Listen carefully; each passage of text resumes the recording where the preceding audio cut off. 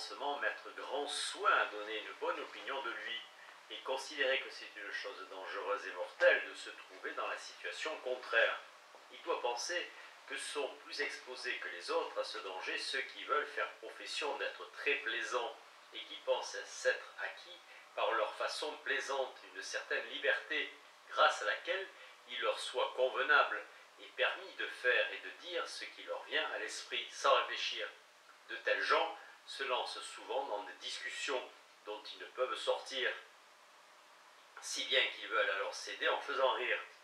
Et même ceux-là, ils le font avec si peu de grâce qu'ils n'y réussissent pas, au point qu'ils s'ennuient profondément ceux qui les voient et qui les entendent, et qu'eux-mêmes restent tous décontenancés. Parfois, pensant par ce moyen qu'on les trouvera spirituels et facétieux, ils se mettent à dire en présence de dames honorables, et souvent en s'adressant à elles-mêmes, des paroles très sales et licencieuses, et plus ils les voient rougir, plus ils se prennent pour de bons courtisans, et ils rient sans cesse et se réjouissent d'une si belle vertu qu'ils pensent avoir. Mais s'ils font tant de bêtises, c'est uniquement pour qu'on les considère comme de bons compagnons. C'est là le seul nom qui leur semble digne de louange, et dont ils se vantent plus que nul d'autre. Et pour l'acquérir, ils disent les plus incorrectes et les plus honteuses vilenies du monde. Souvent, ils se poussent du haut en bas des escaliers, ils se donnent des coups de bâton sur les reins ou se lancent des briques à la tête. Ils se jettent des poignées de poussière dans les yeux, ils précipitent leurs chevaux dans des fossés ou du haut de quelques pentes. Ensuite, quand ils sont à table, ils se jettent au visage les potages, les sauces et les gelées, tout ce qui leur tombe sous la main, et puis ils rient. Et celui qui sait le mieux faire ce genre de choses, celui-là se considère lui-même comme le meilleur courtisan et le plus galant, et il lui semble avoir acquis une grande gloire. Et si parfois ils invitent à de telles plaisanteries un gentilhomme, et qu'il ne veuille s'adonner à ces jeux grossiers, ils disent aussitôt qu'il s'estime trop sage, qu'il se prend pour un grand maître, et qu'il n'est pas bon compagnon. Mais je veux vous dire encore pis, il s'en trouve certains qui font des concours et des paris à qui pourra manger et boire les choses les plus écœurantes et les plus puantes, et il s'en trouve qui répugnent tant au sens humain qu'il est impossible de les dire sans un grand dégoût. Et quelles peuvent être ces choses, dit le seigneur Ludovico Pio. Faites-vous-le vous dire par le marquis Phoebus, répondit messire Federico, car il les a vus souvent en France, et peut-être lui est-il arrivé quelque chose de semblable. Je n'ai rien vu faire en France, répondit le marquis Phoebus, qui ne se fasse aussi en Italie. Mais tout ce qu'on a de bon, les Italiens dans leurs vêtements, leur manière de festoyer, banqueter, manier les armes, et dans toute autre chose convenable aux courtisans, ils le tiennent des Français. Je ne dis pas, répondit messire Federico, que parmi les Français, il ne se trouve pas des chevaliers très honnêtes, mais d'une grande modération, et pour ma part, j'en ai connu beaucoup qui étaient vraiment dignes des plus grandes louanges. Toutefois, il y en a certains qui manquent de tenue, et parlant en général, il me semble que les Espagnols s'accordent mieux dans leur façon de faire avec les Italiens que les Français, parce que cette gravité posée, particulière aux Espagnols, me semble beaucoup plus convenir à nous autres que la prompte vivacité qui se reconnaît dans la nation française presque dans chaque geste, ce qui, chez eux, ne messied pas, et même a de la grâce, parce que c'est une chose qui leur est si propre et naturelle qu'on ne voit en eux aucune affectation. On trouve bien de nombreux Italiens qui voudraient s'efforcer d'imiter cette manière. Ils ne savent faire autre chose que de branler la tête en parlant et de faire des révérences de travers de façon disgracieuse. Et quand ils se promènent par la ville, ils marchent si vite que les serviteurs ne peuvent les suivre. Et par ce moyen, il leur semble qu'ils sont de bons Français et qu'ils ont leur liberté en partage, ce qui à la vérité n'arrive que rarement, à l'exception de ceux qui ont été élevés en France et ont pris depuis leur enfance cette manière de faire. La même chose se produit pour ce qui est de la connaissance de différentes langues, que je loue fort chez le courtisan, et principalement l'espagnol et la française, parce que le commerce de l'une et de l'autre nation est très fréquent en Italie, et qu'elles nous sont toutes les deux plus proches qu'aucune autre, et leurs deux princes, qui sont très puissants dans la guerre et magnifiques dans la paix, ont toujours leur cour pleine de nobles gentilshommes qui se répandent à travers le monde et avec lesquels nous avons besoin de converser. Maintenant, je ne veux pas continuer davantage à dire par le menu des choses, qui sont trop connues, comme de rappeler que notre courtisan ne doit pas faire profession d'être grand mangeur, ni buveur, ni dissolu, et de mauvaises mœurs, ni sale et débraillé dans son allure, avec des façons de paysan, qui sentent la boue et la charrue de 1000 lieues, car celui qui est de cette sorte, non seulement il ne doit pas espérer devenir un bon courtisan, mais on ne lui peut donner d'exercice qui lui conviennent, autre que de mener paître les moutons. Et pour conclure, je dis qu'il serait bon que le courtisan sût parfaitement ce que nous avons dit lui convenir, de sorte que toutes les choses possibles lui fussent faciles, et que chacun s'émerveillât de lui, et lui de personne, étant entendu néanmoins que chez lui on ne doit pas trouver cette froideur superbe et inhumaine qu'ont certains qui font montre de ne s'émerveiller jamais des choses que font les autres, parce qu'ils présument les pouvoir mieux faire. En se taisant, il les méprise comme indignes que l'on en parle, et ils veulent en quelque sorte signifier qu'il n'y a personne, je ne dirais pas qui les égale, mais même qu'ils soient capables de comprendre la profondeur de leur savoir.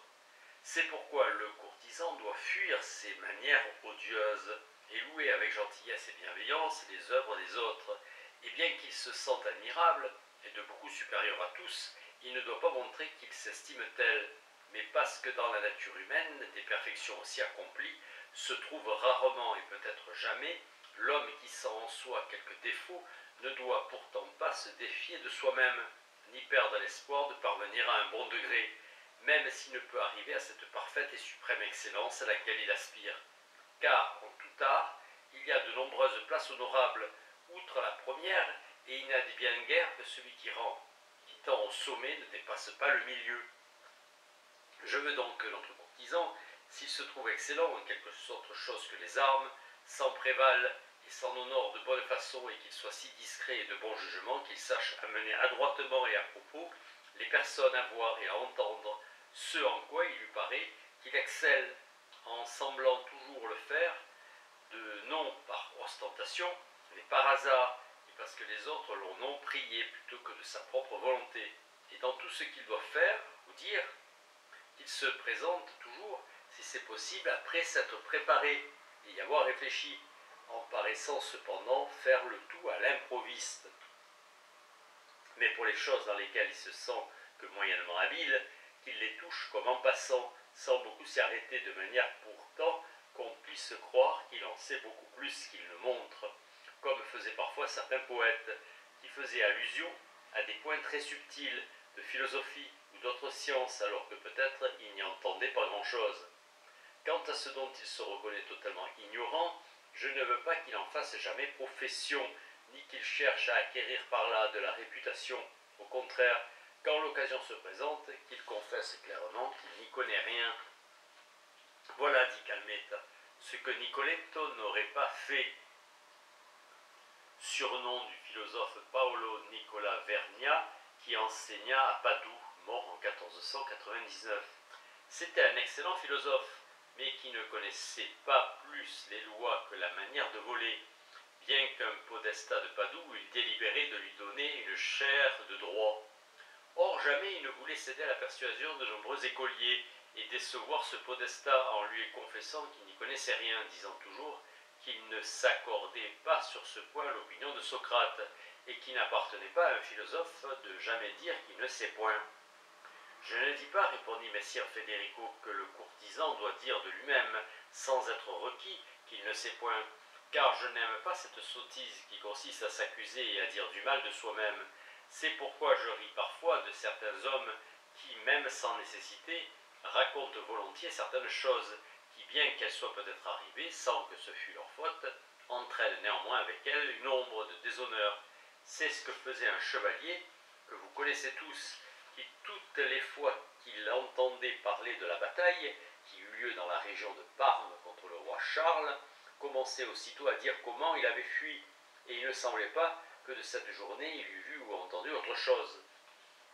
Quand on parlait ensuite d'une certaine joute fameuse, il racontait toujours comment il était tombé, et souvent aussi dans les conversations il paraissait chercher le moyen d'amener l'occasion propice pour raconter comment une nuit, En allant parler à une dame, il avait reçu de nombreux coups de bâton. Je ne veux pas que notre courtisan dise ces sottises, mais il me semble bon que quand s'offre à lui l'occasion de se montrer en une chose dont il ne sait rien, il la fuit. Et si toutefois la nécessité les contraint, qu'il confesse ouvertement qu'il n'y connaît rien plutôt que courir un tel risque. Et par ce moyen, il évitera un blâme que beaucoup méritent aujourd'hui, qui, par je ne sais quel instinct pervers ou jugement déraisonnable, se mettent toujours à faire ce qu'ils ne savent pas et délaissent ce qu'ils savent. Et pour confirmation de ceci, je connais un fort excellent musicien qui, ayant délaissé la musique, s'est adonné entièrement à composer des vers, et qui pense qu'il est en cela un très grand homme, alors qu'il fait rire de lui tout le monde, et a désormais perdu aussi sa connaissance de la musique. Un autre, qui est un des meilleurs peintres du monde, méprise l'art dans lequel il est unique, et s'est mis à apprendre la philosophie, dans laquelle il a forgé des conceptions si étranges et des chimères si curieuses qu'il ne saurait les dépeindre avec toute sa peinture. Sans doute s'agit-il de Léonard de Vinci. On trouve une infinité de tels gens. Il y en a aussi certains qui, sachant qu'ils excellent dans une chose, font principalement profession d'une autre, de laquelle pourtant ils ne sont pas ignorants, mais chaque fois que l'occasion se présente à eux de se montrer là où ils se sentent les plus valeureux, ils le font à la perfection. Et parfois il advient que la compagnie, en les voyant si valeureux dans ce qui n'est pas leur profession, estime qu'ils sont bien meilleurs dans ce dont ils le font profession. Cet artifice ne me déplaît point, pourvu qu'il soit accompagné d'un bon jugement. Cela ne me semble pas un artifice, répondit alors le seigneur Gasparo Pallavicino, mais une vraie tromperie, et je ne crois pas que tromper soit jamais convenable à celui qui veut être homme de bien. C'est plutôt, dit messire Federico, un ornement qui accompagne ce qu'il fait, qu'une tromperie, et pourtant si c'est une tromperie, il ne faut pas la blâmer. Ne direz-vous pas aussi que quand deux hommes manient les armes, celui qui bat son compagnon le trompe, et cela parce qu'il a plus d'artifice que l'autre.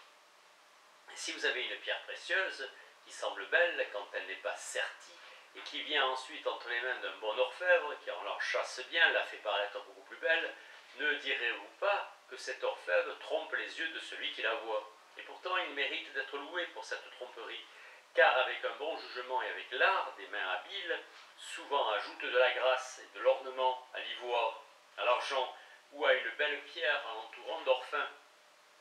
Ne disons donc pas que cet art ou cette tromperie, si vous voulez l'appeler ainsi, mérite aucun blâme. Aussi n'est-il pas inconvenant qu'un homme qui se sent valoir en une chose cherche adroitement l'occasion de s'y montrer, et cache pareillement les parties qui lui semblent peu louables, le tout néanmoins avec une certaine dissimulation avisée. Ne vous souvenez-vous pas comment, sans faire voir qu'il les cherchait, le roi Ferrando saisissait les occasions de se dévêtir parfois et de se mettre en pourpoint, et cela parce qu'il se sentait de telle belle prestance, et parce qu'il n'avait pas de trop belles mains, il retirait rarement ou presque jamais ses gants. Il y en avait peu qui s'apercevaient de cette précaution. Il me semble aussi avoir lu que Jules César portait volontiers une couronne de laurier pour cacher sa calvitie. Mais quant à ces moments-là, il faut être très prudent et de bon jugement pour ne pas sortir des limites, parce que souvent, pour éviter une erreur, on tombe dans une autre, et en pensant acquérir la louange, on obtient le blâme. C'est donc une chose très sûre dans la manière de vivre et de converser que de se gouverner toujours avec une certaine médiocrité honnête, qui à la vérité est un grand et solide bouclier contre l'envie, qu'on doit fuir autant qu'on le peut.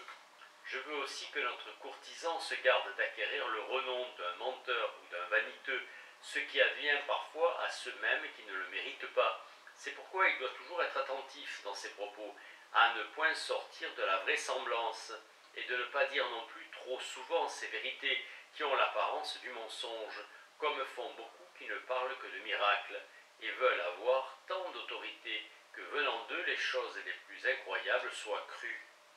Il y en a d'autres qui, au commencement d'une amitié, pour gagner la faveur de leur nouvel ami, le premier jour qui lui parle, jurent qu'il n'y a personne au monde qu'ils aiment plus que lui, que volontiers ils mourraient pour lui, rendre service, et semblables choses hors de raison. Et quand ils le quittent, ils font semblant de pleurer, et de ne pouvoir proférer un mot à cause de leur douleur. Ainsi, parce qu'ils veulent trop qu'on sache qu'ils aiment, ils se font considérer comme des menteurs et de sots flatteurs. Mais il serait trop long et pénible de vouloir discourir sur tous les défauts qui peuvent se présenter dans la manière de converser. C'est pourquoi, pour ce que je désire chez le courtisan, il suffit de dire, outre ce qui déjà a été dit, qu'il doit être tel que jamais ne lui fasse défaut de bons propos bien accommodés à ceux avec lesquels il parle, et qu'il doit il doit savoir divertir les esprits des auditeurs avec une certaine douceur et les inciter discrètement avec des facéties et des mots plaisants à la joie et au rire, de sorte que, sans jamais donner d'ennui ou de satiété, il délecte sans cesse ceux qui l'entourent. Je pense que désormais Madame Emilia m'accordera la permission de me taire. Si elle me la refuse, je serai convaincu, selon mes propres paroles, de n'être pas ce bon courtisan dont j'ai parlé. Car dans ce que vous avez pu m'entendre dire, ou dans ce que je dis maintenant, de quoi qu'il s'agisse, les bons propos font entièrement défaut. Alors le seigneur préfet dit en riant, « Je ne veux pas que demeure dans l'esprit d'aucun de nous cette fausse opinion selon laquelle vous ne seriez pas un très bon courtisan, car certainement votre désir de vous taire vient plutôt de ce que vous voulez fuir la peine, de ce que vous moquez de propos à tenir, que de ce que vous manquez de propos à tenir. C'est pourquoi, afin qu'il ne semble pas que dans une compagnie aussi digne que celle-ci et dans une conversation aussi excellente, l'on n'ait omis aucune partie, contentez-vous de nous enseigner comment nous devons nous servir des facéties dont vous venez de faire mention, et de nous montrer l'art qui appartient à toute cette manière plaisante de parler, pour provoquer le rire et la joie d'honnête façon, parce qu'à la vérité, il me semble que cela importe beaucoup et convient fort aux courtisans. Monseigneur, répondit alors messire Federico, les facéties et les mots plaisants sont plutôt des grâces et des dons de la nature que de l'art, mais pourtant l'on trouve certaines nations plus portées à cela que d'autres, comme les Toscans, qui sont en vérité fort spirituels. Il semble aussi qu'il soit très propre aux Espagnols de faire des bons mots, mais néanmoins il s'en trouve beaucoup dans ces nations et dans les autres qui par excès de loquacité dépassent parfois les limites et deviennent stupides et ineptes, parce qu'ils ne tiennent pas compte de la sorte de personne à laquelle ils parlent, du lieu où ils se trouvent, du moment de la gravité et de la modestie qu'eux-mêmes devraient conserver. Vous niez, répondit alors le seigneur préfet, que dans les facéties il n'y ait aucun art, et pourtant en disant du mal de ceux qui n'observent pas quand ils en font la modestie et la gravité, et qui n'ont d'égard ni au moment ni aux personnes avec lesquelles ils parlent, il me semble que vous démontrez que cela aussi se peut enseigner, et relève de quelque discipline. Ces règles, monseigneur, répondit messire Federico, sont si générales qu'elles s'appliquent et servent à toute chose. Mais j'ai dit qu'il y a point d'art dans les facéties, parce qu'il me semble qu'elles sont de deux sortes seulement. L'une s'étend au discours long et continu, comme l'on voit chez certaines personnes, et qui racontent et expriment de si bonne grâce, et si plaisamment une chose qui leur soit advenue, qui leur sera advenue, qu'ils auront vu ou entendu, qui la mettent devant les yeux par le geste et la parole, et la font, pour ainsi dire, toucher du doigt. Et cette manière, puisque nous n'avons pas un autre mot, se pourra rappeler festivité ou urbanité. L'autre sorte de facétie est très brève, et consiste seulement dans les mots prompts et subtils, comme souvent on en entend parmi nous, et dans les paroles mordantes, et il ne semble pas qu'ils aient de la grâce, s'ils ne piquent un peu. Les anciens aussi les appelaient mots, maintenant d'aucuns les nomment très fins. Je dis donc que dans la première manière, qui consiste à une narration amusante, il n'est besoin d'aucun art, parce que la nature elle-même crée et forme les hommes aptes à narrer plaisamment, et leur donne le visage, les gestes, la voix et les paroles, appropriés pour imiter ce qu'ils veulent. De l'autre manière, celle des traits fins que peut faire l'art, attendu que le mot piquant doit sortir et faire mouche, avant que celui qui le dit semble y avoir pensé. Autrement, il est froid et n'est pas bon. C'est pourquoi j'estime que le tout est l'œuvre de l'esprit et de la nature. Messire Pietro Bembo reprit alors la parole et dit « Monseigneur le préfet ne nie pas ce que vous dites, à savoir que la nature et l'esprit jouent les premiers rôles, principalement en ce qui touche l'invention. Cependant, il est certain que dans l'esprit de chacun, de quelque bonne qualité naturelle qu'il soit, naissent des idées bonnes et mauvaises, plus ou moins, mais le jugement et l'art ensuite les limitent et les corrigent, et ils choisissent les bonnes et refusent les mauvaises. C'est pourquoi, en laissant ce qui appartient à l'esprit, parlez-nous un peu de ce qui relève de l'art. Dites-nous quels sont parmi les facéties et les mots qui font rire, ceux qui sont convenables aux courtisans et ceux qui ne le sont pas, et à quel moment et de quelle manière l'on doit en user, car c'est cela que monseigneur le préfet vous demande.